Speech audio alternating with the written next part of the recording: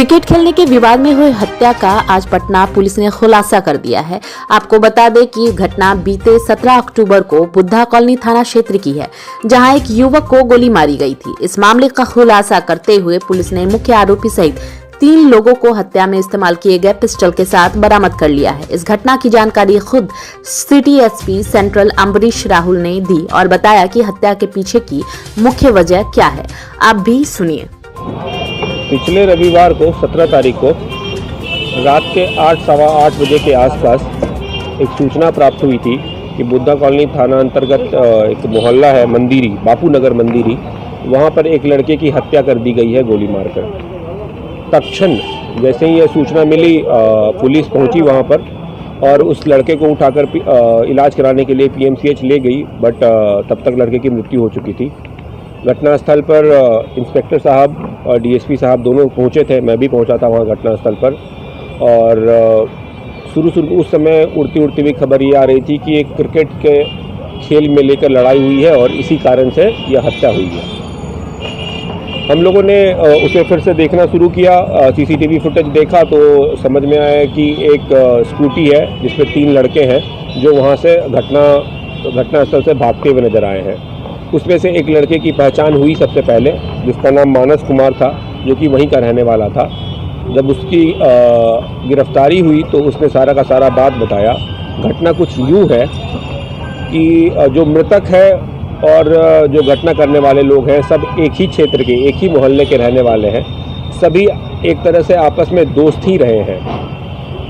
11 तारीख को दुर्गा पूजा तीसरी चौथी पूजा थी, उसमें ये लोग क्रिकेट खेलने गए थे गांधी मैदान में, जहां पर आपस में ही दोस्तों के बीच में लड़ाई हो गई थी, जिसमें मृतक ने अभियुक्त पक्ष के एक लड़के को 2-3 थप्पड़ मार दिया था।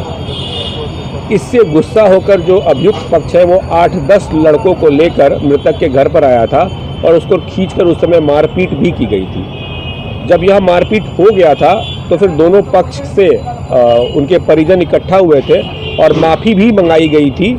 और माफ़ी मांग लेने के बाद इन लोगों ने मामले को रफा दफा कर दिया था। पुलिस को इसके बारे में कोई जानकारी नहीं दी थी। लेकिन जो मृतक पक्ष है उसके पिताजी के द्वारा किसी तरीके से, जो ये लोग बता रहे हैं कि एक मैसेज आ रहा था कि तुम्हारे बेटे को देख लेंगे, तुम्हारे बेटे को देख लेंगे, तुम्हारे बेटे को देख लेंगे।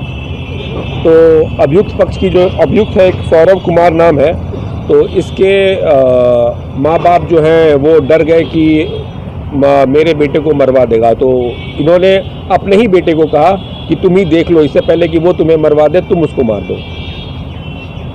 सौरभ कुमार ने 2 हथियार का इंतजाम किया, अपने 2 साथी लिए, एक मानस कुमार, एक विवेक कुमार। मानस कुमार के पास कट्टा पहले से उसने खरीद कर रखा हुआ था और विवेक कुमार ने एक पिस्टल पहले से खरीद कर रखा हुआ था।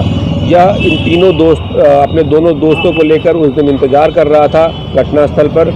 और जैसे ही मृतक विवेक जब वहां से बाहर निकला की मृत्यु हो गई थी। तो क्रिकेट को खेलने को लेकर एक जो छोटा सा विवाद था वो इतना बड़ा हो गया जिसमें एक लड़के की हत्या कर दी गई थी।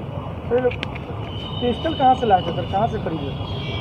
ये मानस कुमार से जब ये पूछा गया कि तुमने कट्टा कहाँ से खरीदा था तो उसने बताया कि 1-1.5 साल पहले मैंने यह कट्टा खरीदा था, मैं कट्टा खरीद कर रखा हुआ था।